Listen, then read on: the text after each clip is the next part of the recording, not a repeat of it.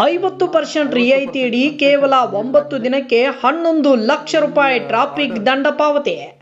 ಕುಂದಾನಗರಿಯಲ್ಲಿ ಸಂಚಾರ ನಿಯಮ ಉಲ್ಲಂಘನೆ ಪ್ರಕರಣಗಳಿಗೆ ಸಂಬಂಧಿಸಿದಂತೆ 50% ರಿಯಾಯಿತಿಯಡಿ ದಂಡ ಪಾವತಿಸಲು ರಾಜ್ಯ ಸರ್ಕಾರವು ಅವಕಾಶ ಕಲ್ಪಿಸಿದೆ.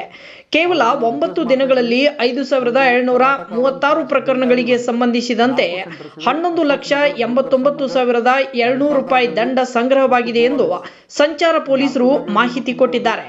ಹೌದು, ಪೊಲೀಸ್ ಇಲಾಖೆಯಲ್ಲಿ ಸಂಚಾರ ಈ ಚಲನ್ನಲ್ಲಿ ದಾಖಲಾದ ಪ್ರಕರಣಗಳಿಗೆ ದಂಡ ಪಾವತಿಸದೆ ಬಾಕಿ ಉಳಿಸಿಕೊಂಡಿರುವ ಪ್ರಕರಣಗಳಲ್ಲಿ ದಂಡ ಪಾವತಿಸಲು ರಿಯಾಯಿತಿ ನೀಡಿ ಸರ್ಕಾರವು ಆದೇಶಿಸಿತು.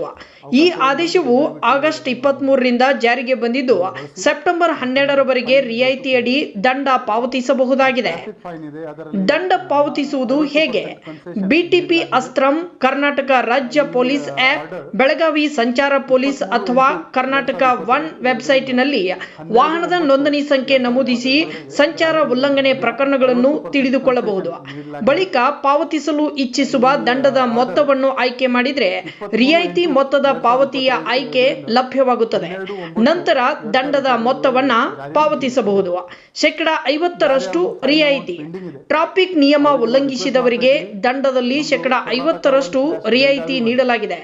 ಹೆಲ್ಮೆಟ್ ಧರಿಸದಿರುವುದು, ನಿಗದಿತಗಿಂತ ಹೆಚ್ಚು ಜನ ಬೈಕ್ನಲ್ಲಿ ಪ್ರಯಾಣಿಸುವುದು, ಸಿಗ್ನಲ್ ಜಂಪ್ ಮಾಡುವುದು ಸೇರಿದಂತೆ ಹಲವು ನಿಯಮ ಉಲ್ಲಂಘನೆಗೆ ದಿನನಿತ್ಯ 1000ಕ್ಕೂ ಹೆಚ್ಚು ಕೇಸ್ಗಳು ದಾಖಲಾಗುತ್ತಲೇ ಇರುತ್ತವೆ.